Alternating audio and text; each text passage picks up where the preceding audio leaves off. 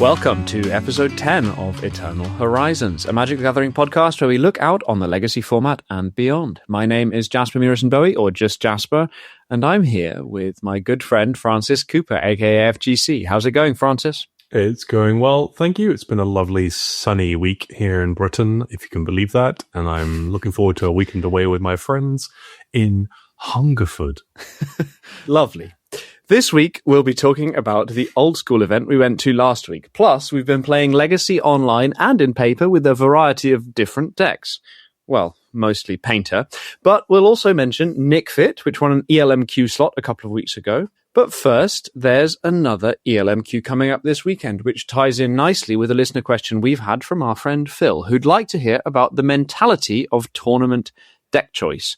Francis, how do you go about choosing a deck for a tournament?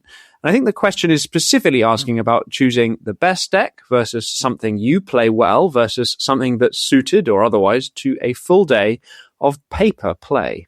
Yeah, this is a pretty massive question, honestly, for anybody who is interested in playing any sort of tournament Magic, whether that's competitive or not, right? This question doesn't say what the aims of choosing the deck are. Right? I could be choosing a deck for a tournament to just go along and have a pretty chill time. Sure. It might be useful to assume that Phil would want to win the tournament, though.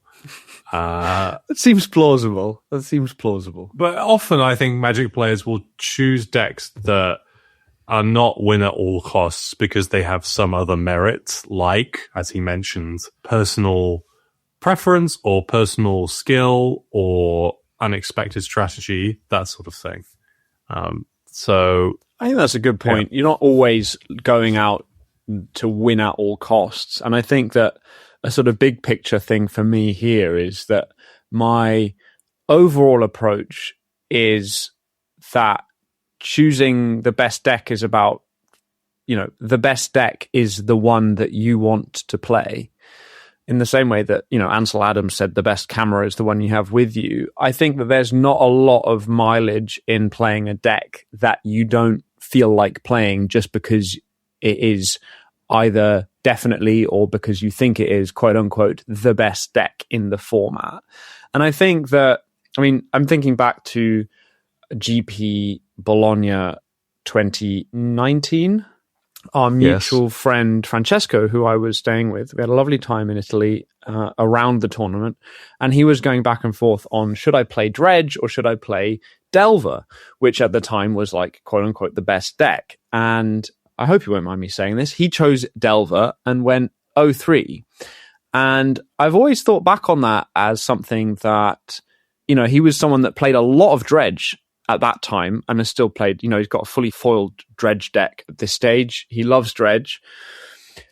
But he decided not to play it because he thought it wasn't well positioned. And while I totally get the rationale and, you go all this way, you play in a tournament, you want to, in theory, choose something that gives you the best odds of success, he didn't have a good time playing Delver. And I think that ultimately means that maybe you're not going to play your best, or, you can get unlucky with any deck and go 0-3 with any deck. And, maybe he would have paired into a deck with, like, main deck Leyline of the Void with his Dredge deck and also gone 0x, whatever it would be. But at the same time, I think that you want to choose something that that you won't regret choosing, if that doesn't sound kind of counterintuitive.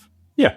No, I fully understand. I think everybody to some degree will be trying to balance a few factors. Two of them will probably always be, I know I enjoy doing this sort of thing, plan A, but plan B is the perceived best thing to be doing at the moment. Should I be switching to that? Should I not? And people will be on a different point in the scale between those two things. So I tend more and more to only play decks that I have a sort of preference for or a personal affinity with. I think historically I would have played a lot more of what was deemed the best deck in the format. I played a lot of Miracles, I played a lot of Delver, things like that, and those are useful fallbacks, I suppose. Like those skill sets still exist, and I can just turn up. Later we're probably going to talk about Bug Beanstalk. I'd never played that deck before, and I turned up and went, oh yeah, this is fine. I can play this deck without thinking too much about it more than I would have to otherwise, because it's exactly the same as countless other decks before it.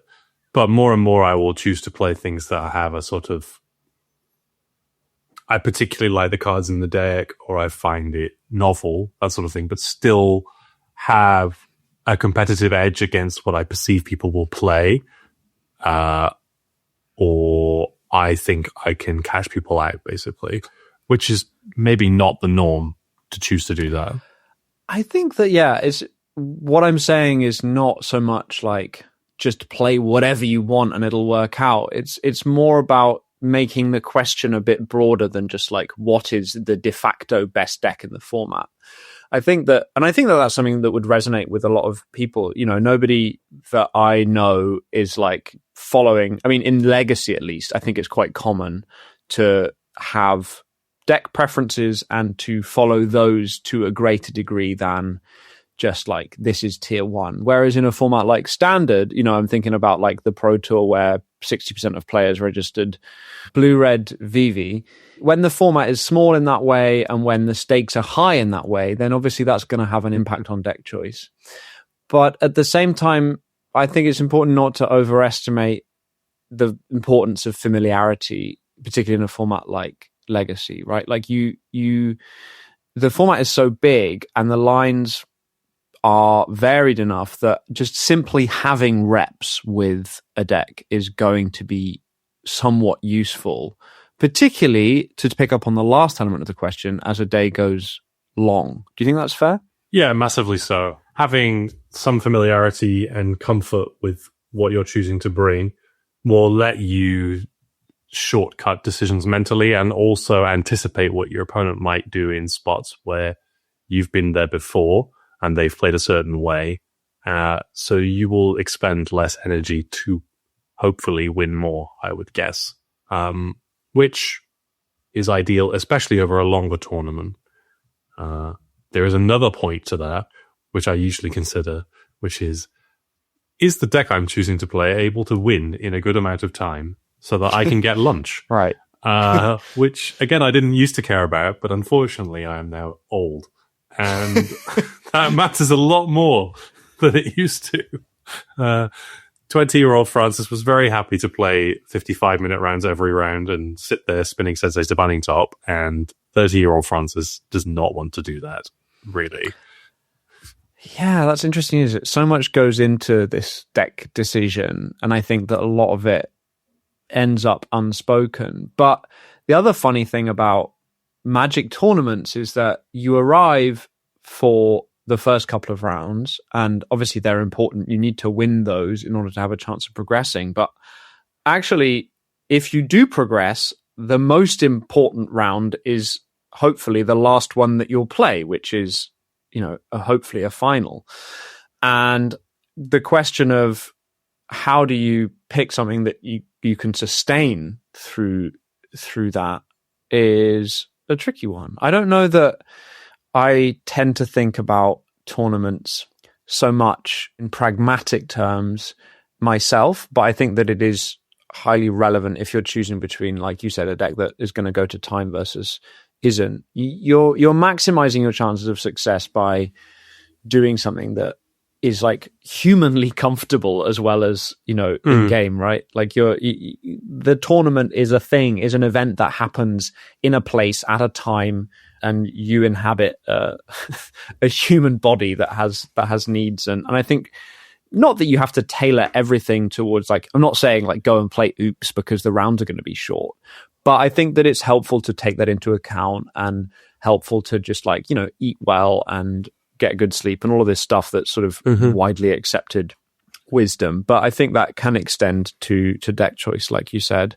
Yes. Something you mentioned was you're trying to win rounds in a tournament, and the most important one is the last one. I remember listening to, this was a long time ago, a podcast called The Brainstorm Show. I don't know if you ever listened to The Brainstorm Show, but I did. Okay, they very often talked about tuning decks to beat the winner's metagame, which is quite a common thing in Magic discourse, but that's probably where I first heard about it, where you sort of want to get out of the mess of the first 3 rounds, the melee of random decks. I believe they used to call it the Dredge bracket, which is quite funny, given our prior conversation about Dredge. And once you got out of said Dredge bracket, you would be in more often than not a winner's metagame where people would play defined strategies because you would expect those to win.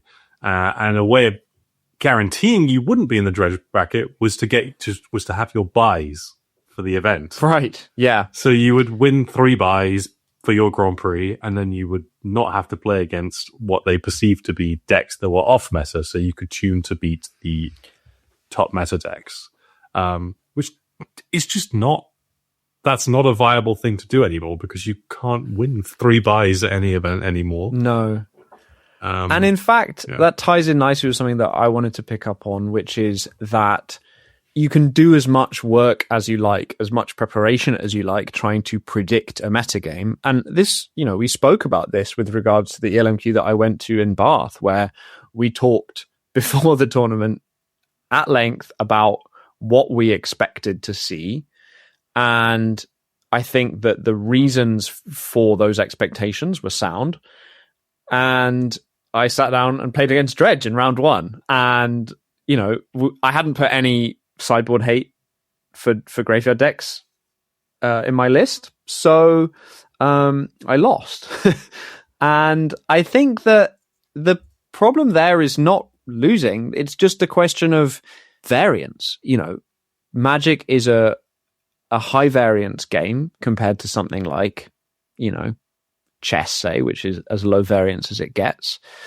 You don't have these questions, but also you can't control all of the variables that will affect your tournament experience. And I think that is one of the main reasons why I always try and pick something that I feel good about rather than something that I feel like I quote unquote should play.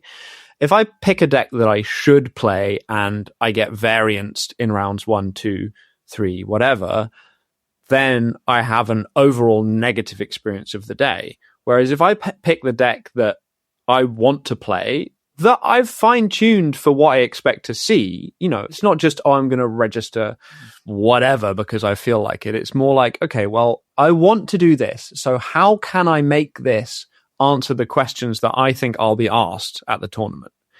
And that process of fine-tuning is the one that I'm most interested in, because this you should play the best deck question, it doesn't accord with the experience that I personally want to have at a Magic tournament, which is that it ultimately reduces the whole tournament to one where the only valid outcome is winning. And I think if you reduce a tournament to just being about winning, particularly in a, hate to say this, but like a more casual format like Legacy, right? Where, if we were really all only about winning, I don't think Legacy would be the right format to choose, because it doesn't have the organized play support, doesn't have the Pro Tour, it doesn't have the World Championships, etc., etc. Like, it doesn't have big prize pools, it doesn't have.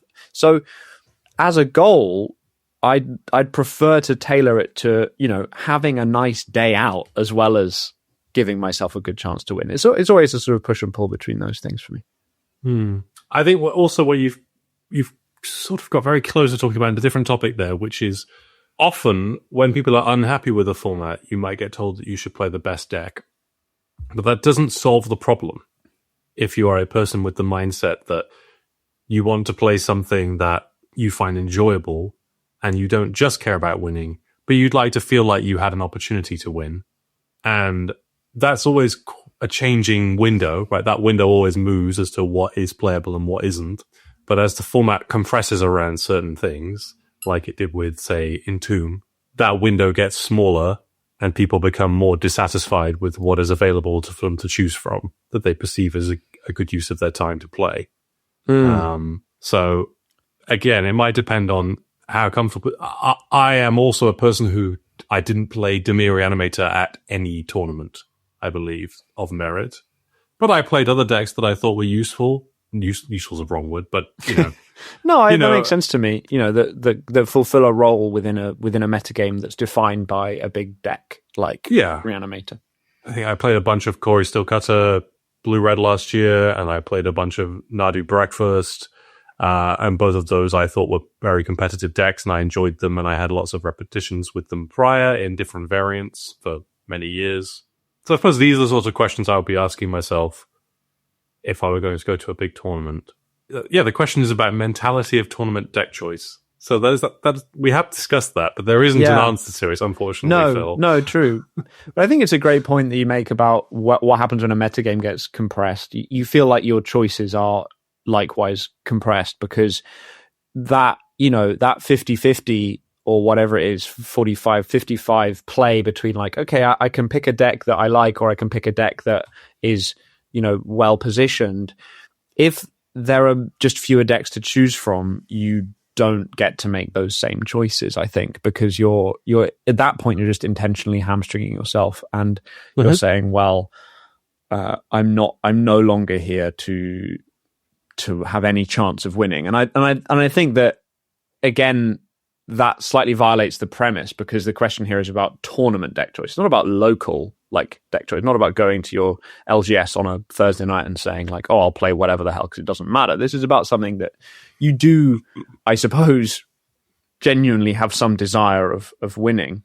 And it comes at an interesting time for me because I've played mostly just Painter and Legacy for like approaching a decade at this point. And that puts me sort of firmly in the like Legacy deck specialist camp as far as deck choice. And I would imagine some people think that means that like no matter what, I'm going to pick, Painter, and I'm just going to play that regardless of how good it is. Whereas I tend to see it as more of like a game within a game, where because Painter has so many branches that you can go down, I'm trying to figure out what the most interesting, best positioned version of the deck is at any given moment, and then playing that, as opposed to just blindly being like, well, I don't care what's going on, I'm just going to play Painter.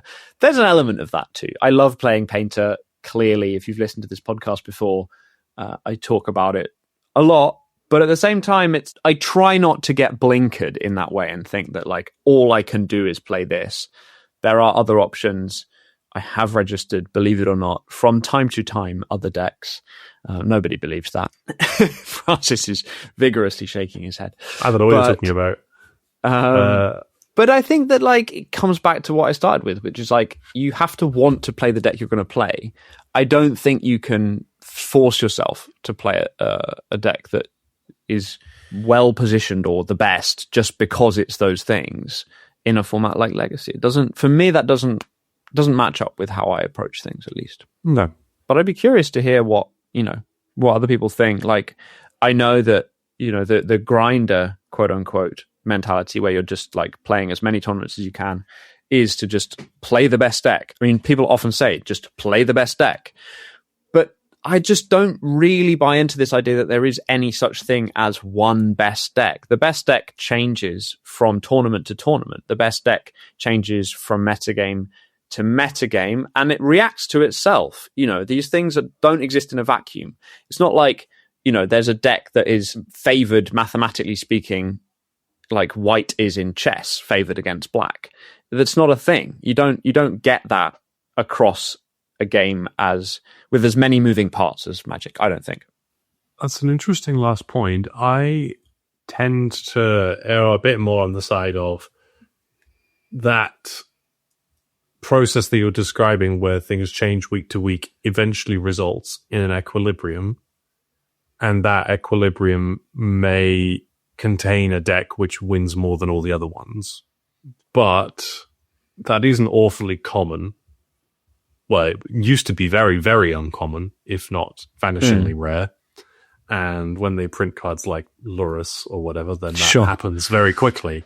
And the exciting bit about a Magic metagame is often that shifting to find that equilibrium. And whilst the metagame is shifting, there are opportunities to play different strategies or make changes. And yeah, that is a space that you can think of when think within, I suppose, when you're choosing a deck. Yeah, I think that's fair. Obviously, there comes a point, you're right, that a metagame does settle. But I think what I was trying to get at is that there are still going to be ways to attack that. And if you think that there is a best deck, then that also would indicate to me that there's hopefully a good way to attack that best deck and decide on, perhaps it's worth talking about this in specific terms. Like, I'm playing in this ELMQ this coming weekend.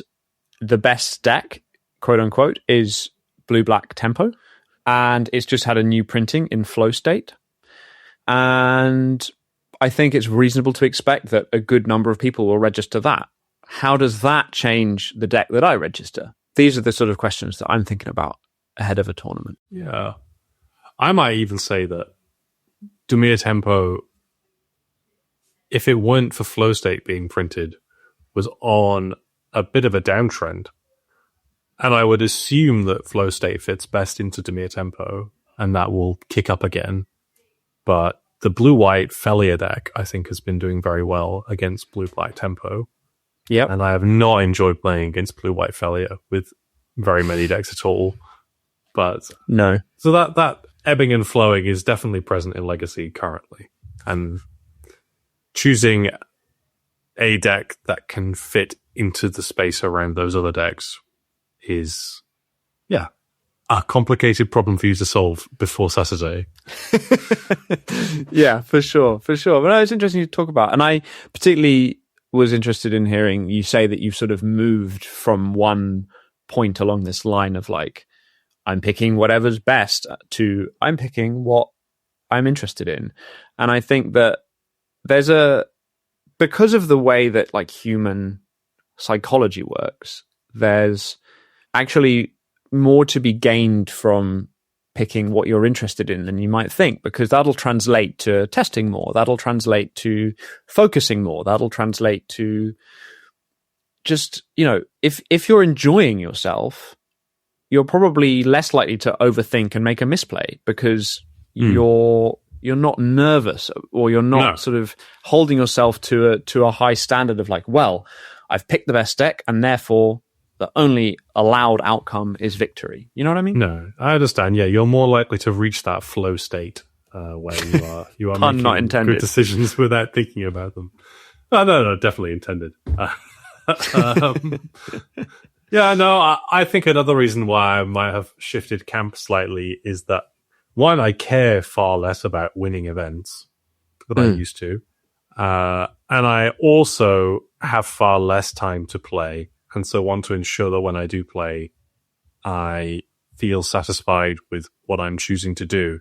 And a lot of the satisfaction in Magic for me is that it's a game of ideas, and a lot of those ideas are in game as to how to best navigate something and what you can think of to outplay your opponent or to sequence better than them. But a lot of that game of ideas is what we're talking about, the metagame, the pre-game to the tournament.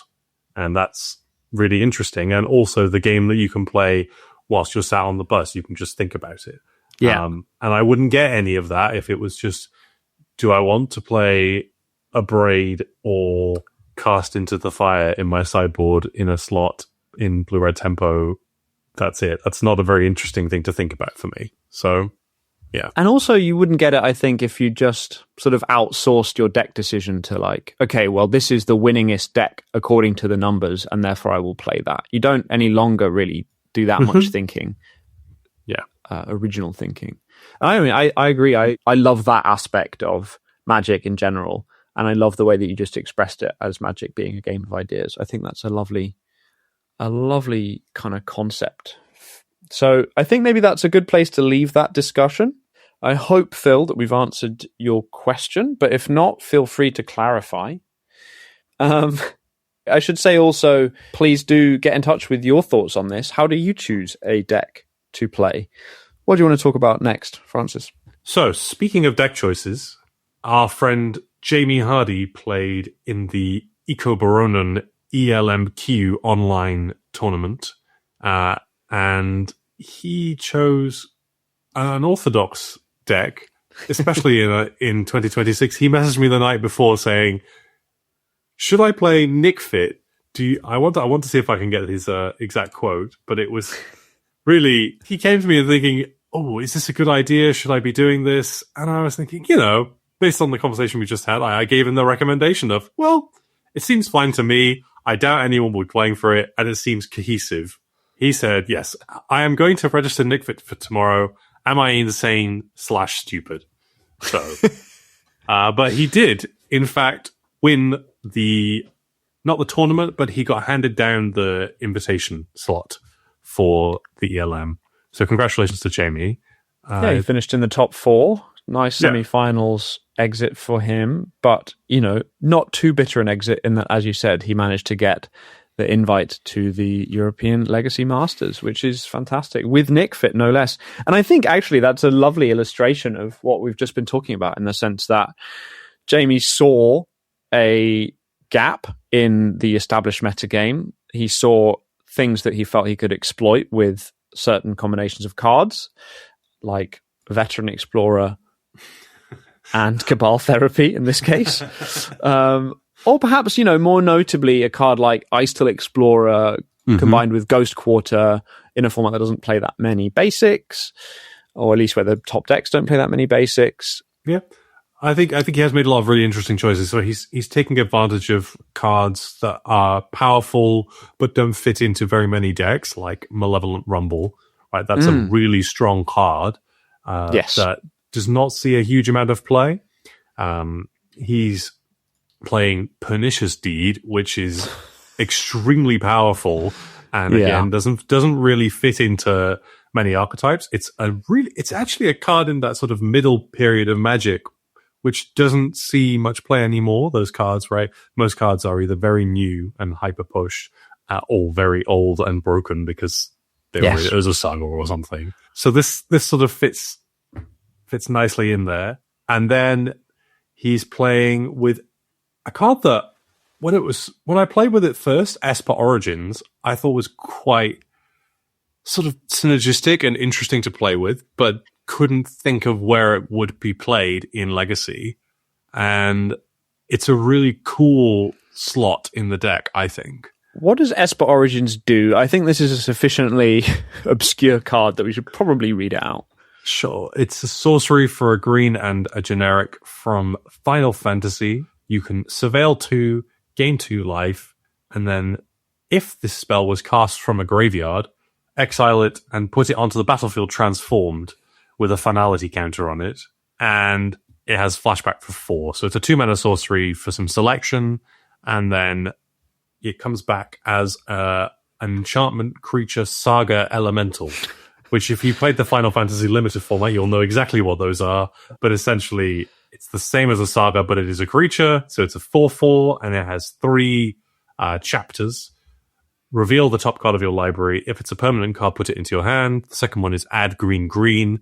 And the third one is all your creatures get +2/+2 and trample. And then it dies the next turn. I think it dies that turn, sorry. It gives the overrun effect and it will go away.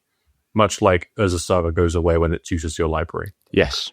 So a nice, simple, straightforward Magic card. Yeah, that's true. There's a lot of words on both sides of this, but it's cool to see that, which I think is a relatively deep cut into Magic, be played in what I assume was quite a cutthroat event. I mean, it was all the other decks in the top 8 are exactly what you might expect to see in this sort of tournament. Yeah, we've got 2 copies of Dimir Tempo. We've got 2 copies of Show and Tell decks. We've got Blue-White Control. I mean, then we have 2 copies of lands. I don't know if that's necessarily what you'd expect to see, but it is a deck that seems well positioned into this kind of meta game. Yeah, I think lands is there to ruin Dimir Tempo's day, if possible. And given the Ecobaronen mantra of play the best deck, you might expect that people in his tournament will play the best deck, and there will be a lot of Dimir Tempo. Yes, that was certainly my expectation, and I think that was pretty much borne out. And I think that contributed, presumably. I don't know what Jamie's run exactly was, although I do think he streamed it. I don't know if there's a VOD. Did he stream it? No. I don't know if he streamed this event. He has streamed... He has streamed Nic Fit. Yeah, and he's posted the VODs to YouTube. No, I'm thinking of something else, which is that I was just watching the games, because it was a tournament organized outside of Magic Online, as in it was played on Magic Online, but it was organized outside. The games were just in the tournament practice room basically for Legacy. So I was just watching the games live as they happened, which was quite fun. That is fun. But yeah, it's cool. I mean, he's ramping into cards like Alpha Deathclaw, which is another card that is 4 green black for a 6/6 lizard mutant with menace and trample. If you've seen the Fallout TV series or played the Fallout games, this is from the Fallout set, so it's one of those big mutant jobbies. When Alpha Deathclaw enters the battlefield or becomes monstrous, destroy target permanent, and you can pay 5 black-green monstrosity 4, which adds 4+1/+1 counters on it, and it becomes monstrous. So you get a Vindicate when it ETBs, and then you can pay 7 mana to get another Vindicate and make your 6/6 Menace Trample into a 10/10 Menace Trample. Presumably that ends games pretty quickly. He's playing 2 of those, although I think he's since cut one of them, which is a shame for all the Nic Fit lovers of massive creatures. But, still he's playing one. Yeah, and then the rest of the creature suite is, Balustrade Worm, an Endurance, a couple of Icehill Explorers, the ever-present Orcish Bowmasters, and of course, I would say the namesake card, except that obviously it isn't in the name, but Veteran Explorer. Yes. And Grist, honorary creature, obviously. 3 copies of Grist. Yeah. And a Green Sun Zenith playset to tutor up your stuff. It's not you're not using it to like directly go and get say Dryad Arbor, but it indirectly ramps you by getting your Veteran Explorers, I suppose, but also lets you tutor up all of your various monsters for a very, it's obviously cost an extra mana, but the idea with Nic Fit is you're going to have absolutely shit tons of mana anyway. I assume it's a density of Veteran Explorer versus density of Payoff type split. I like the combination of Malevolent Rumble, Lazotep Quarry, and Icehill Explorer. Right, you have a way to rebuy your quarries, and then you can turn your quarry into a creature card from your graveyard, which you might have put there with your Malevolent Rumble. So you have a sort of, not inevitability, but you have an end game that will loop and go over the top of most of the format, I would say. Yeah, and Esper Origins plays into that as well, obviously. Yes. Flashbackable.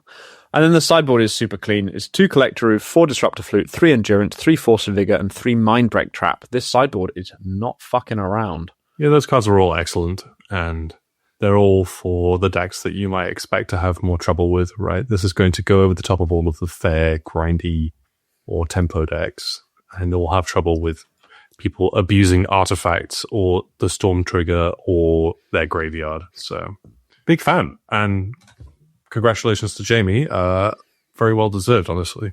Yeah, absolutely. I'm very curious to see what he ends up choosing for the ELM itself.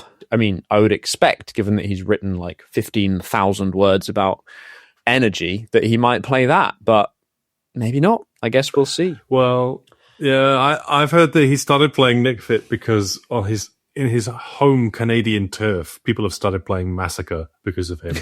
Or at least he claims it's because of him, which is believable. But maybe in the fair land of Belgium, people haven't fully committed to the Massacre yet, so you may play energy yet.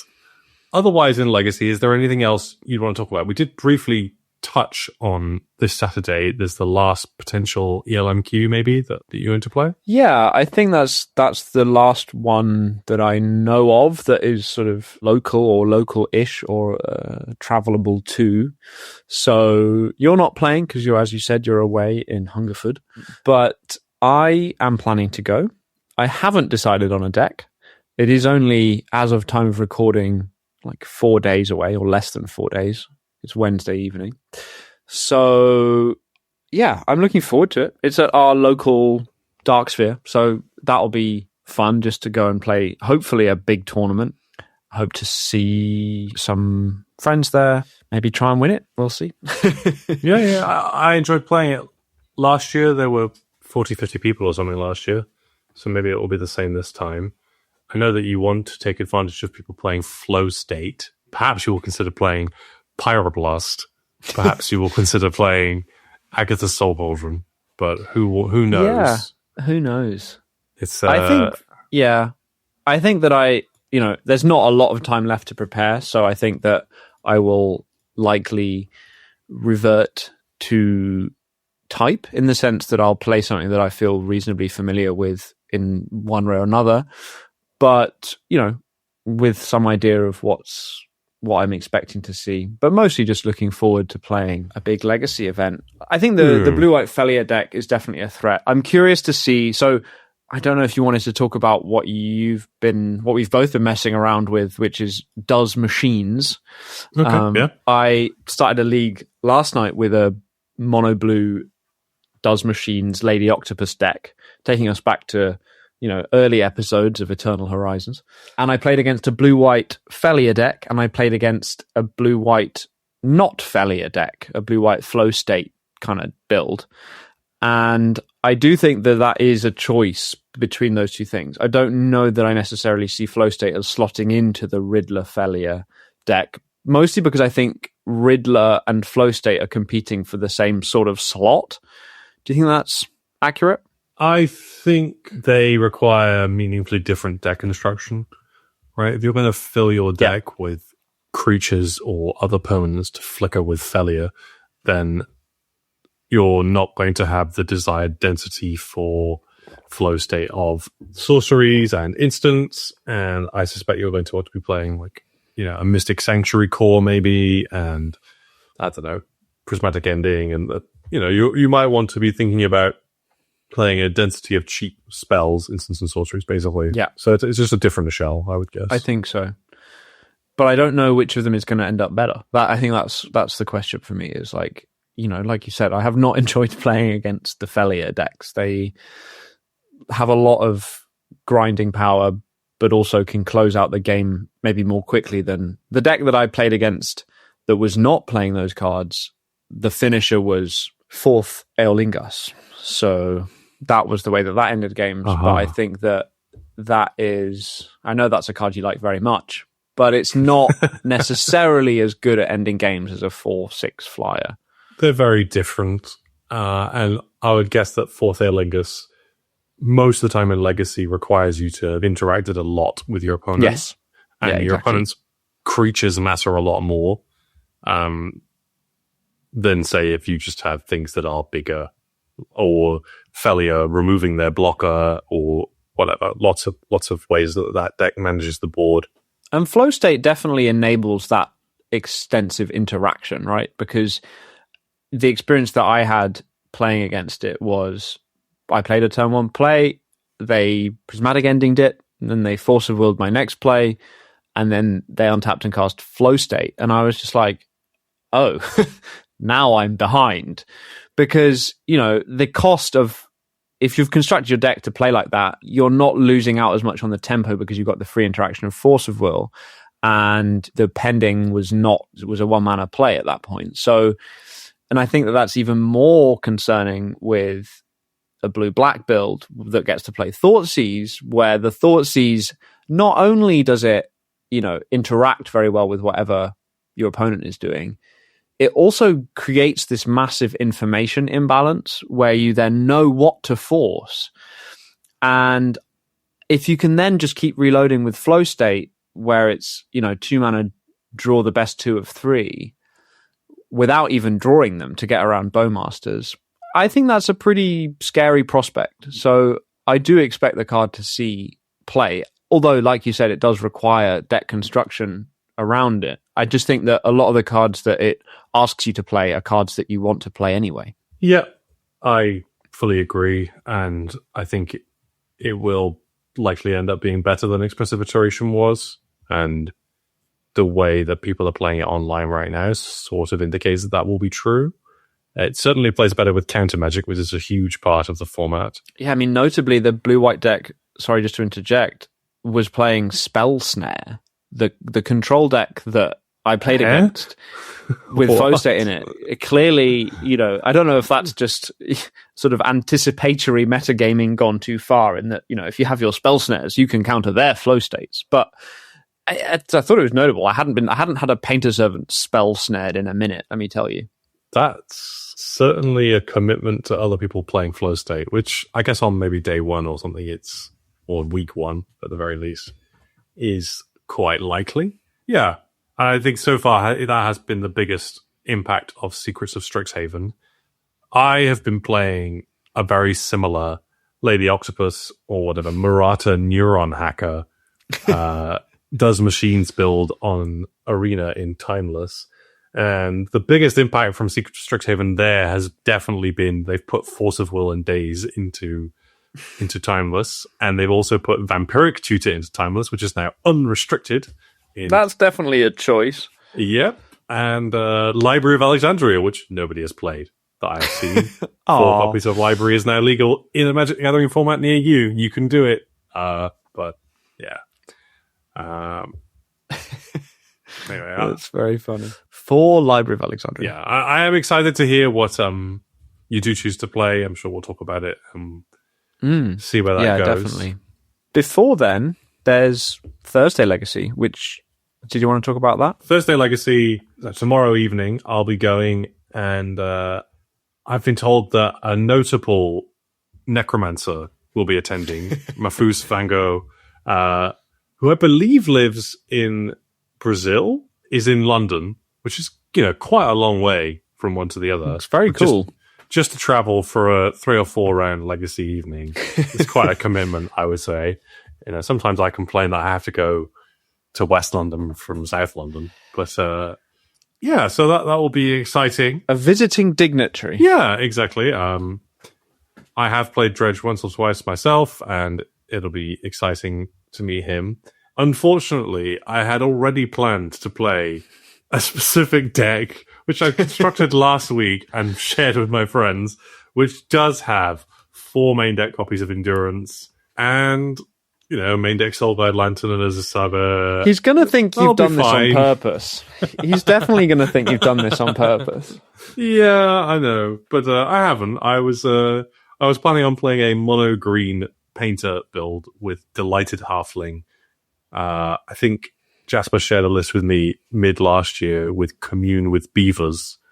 Someone from the Painter Discord, Whiffy Penguin, was obsessed with the card Commune with Beavers for a while, and I've played it a little bit online. It's a very fun deck. You've made some tweaks of your own. You've cut the Commune with Beavers, which I think is sensible because that card, unfortunately, is rubbish.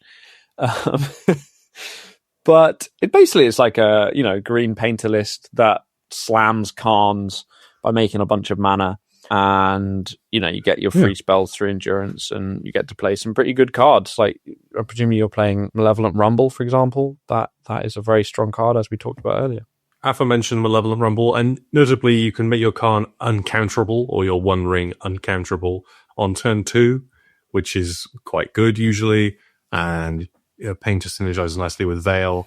But this is I've never played it before. We'll see if this is fun or not. It's a Thursday evening. I'm going to play this deck. That's this sort of deck building decision or deck. Absolutely. I'm really looking forward to hearing how it goes. But yeah, pretty harsh to do that versus noted Dredge specialist Mahfuz van Gogh visiting from Brazil. But there we go. I'm sure that he's used to it from his local scene. Yeah, he'll probably beat me anyway, and it'll be really funny. So excellent. Yeah, unfortunately, I'm not attending, but I do look forward to hearing all about it. Yeah, and I think the last thing, perhaps, on our list is to wrap up with Old School. Yeah, we've done a sort of Old School wrap up a couple of times now, and I think that's fun because I've really been enjoying playing Old School at the local last week, which. You've put this in the notes. We had an Eternal Horizons final at Darksphere on Thursday, 4-round local, and we were both 3-0 going into the final round. And you beat me with your horrible bug beam. Oh, sure, yes, yeah. But you got the better of me in Old School, which is clearly we played a bunch of Old School. That was what I was really excited to play last week. I brought my xpoints list, my xpoints ATOG list. Yeah, but we actually played in the local Old School event in the last round, and you got the better of me there. Is what That's I'm referring also true. to. Yeah. Oh, sorry. Yeah. I was thinking about the practice games of xpoints because we've got an xpoints event coming up next month. But no, you're right. We played in a week. We were 2 local events, and we played in the final round of both of them, which actually, now that I think about it, is quite funny. But yeah, I went 2-1 at... we both went 2-1 because you were 2-0 going into that, and you got the pair down. So sorry, and then I beat you. How rude. And yeah, I was playing blue-red unpowered, almost. You let me a Mox Ruby very kindly, but almost unpowered counterburn at the local at a very nice pub in East London. Yeah, did you play against anything interesting or exciting? I know this was your first event, so it would be great to capture that lightning in a bottle. Lightning is definitely right. I managed to beat... It's so funny. After complaining on the podcast that my other lifetime games of Old School had all involved being mind twisted for 5, 6, or 7, the very first game I get paired against someone playing like a fully powered deck. And fortunately, it wasn't on turn 1 or turn 2, but on like turn 5 or 6, I did get mind twisted for 7 in game 1 and was left with a lowly flying men. But I'm very pleased to report that flying men did the business. I responded to the mind twist by like bolt sonic blasting them. And then in my final turn after chipping away with flying men, probably that single flying man got in for like 8 points of damage. All my dibs got removed, but the flying men stuck around, and they came in, putting my opponent to 3, where a top decked chain lightning finished them off to take down game 1 of my first ever tournament Old School game. I mean, tournament local, but it was great fun, and I managed to win game 2 off the back of Blood Moon. And then I lost to another unpowered deck, which was basically mono red. Ball Lightning is as terrifying as it looks in Old School. And then I played against you on blue-black Dark Ritual Hypnotic Spectre. And those were interesting games. They went on for ages. Just drawing, and eventually I think it was I won the first game, you won the second, and then I won the third, or something like that. Yeah, something like that. I was not feeling confident coming in. I think we were playing a lot of very similar cards, and the cards that you had that I didn't were Lightning Bolt, Chain Lightning, the full set of Psyblasts, and I had like Dark Ritual, with which I could cast things that died to Lightning Bolt, mostly, and creatures that didn't line up very well against your removal or your threats. So I felt a little awkward. I think I stole game 2, basically, with an early Ancestral Recall, which is not a very fair Magic card. Yeah, that card's good. And I think I tried to do the same in game 3 after Monogamy. Yeah, you had Ancestral again, but that's the thing about Ancestral in Old School, like you pointed out on the day, you were like, well, sometimes it just doesn't draw you very much because the overall card quality is just not that high. Yeah, sometimes you don't draw quite the cards you want to find with it, and there's not a lot to be done. So, yeah, I felt a little uncomfortable, and seemingly justifiably so. Well, it was very satisfying for me. Yeah, they were really fun games. To even things out a bit, though, we will be playing xpoints at the next event, so that's, as a reminder, the same sort of restricted list, perhaps, as you might expect from Old School, so the power, Wheel of Fortune, that sort of thing. But all of that, I believe, is pointed, so you get 10 points for your deck, and Ancestral Recall is 6 points, for example, and so on. There's a list of pointed cards, which means that nobody can play all of the power, and everything is a lot more balanced. You can quite easily fill out 10 points without using any power, actually. So, assuming that they've done the pointing correctly, it's a reasonable playing field. Yeah, and I mean, things that are pointed include stuff like Mishra's Factory. So, if you want to play your full 4 Mishra's Factory, that's 4 points out of your 10. And I actually think that that's quite a reasonable use of 4 points, because that card is really, really good in Old School. And yeah, I jumped the gun a bit earlier, but we played some practice games of xpoints. You were playing some absolute nonsense. You were basically playing Lantern Control in Old School. Just milling me with Field of Dreams. I mean, Field of Dreams to reveal the top card, and then every time you saw a card you didn't like, you milled it with Millstone, which, as a deck, does fill me with joy. I think it's wonderful. I think it's very funny. I'm glad that it's not like the best deck in the format, because I think playing against only that all the time would get pretty dull pretty quickly. But for playing a few just casual games, it was a great laugh, because, you know, it would always be like, oh, what am I drawing? Oh, does Francis let me have it? Oh, maybe not. Whereas I was playing, as I said, ATOG, with like my pointed cards were Mishra's Factory and Wheel of Fortune and Sol Ring and Mox Ruby. And that was fun. That was a lot of fun. Great card. Sweet card as well. Eat your Black Vices and your Ankh of Mishras after they've dealt your opponent a bunch of damage to swing in for lethal. Sick. Yeah, Black Vice is even better when your opponent can't just dump their hand of Moxen onto the table. So, pretty terrifying card. And there's this fun dynamic where you have to choose between emptying your hand to get under the Black Vice or saving your lands in hand to not take 2 damage off Ankh of Mishra. So, I'm not sure I'd call it a fun sub-game, but it is a sub-game that is there. It's fun for me. I see. Okay, you just get it's to watch a zero-sum fun game. Yeah, you watch your opponent look uncomfortable. I was going to mention about Black Vice. I remember when that card was banned in Legacy and got unbanned, which is just bizarre to think about, because I don't think I've ever seen anyone play it. I think maybe... No, I can't think of anyone having played it. Maybe that's it. Phil, you want to think of a deck to play at a tournament? Break Black Vice in Legacy. How can you make sure your opponent always has 7 cards in hand? Good question.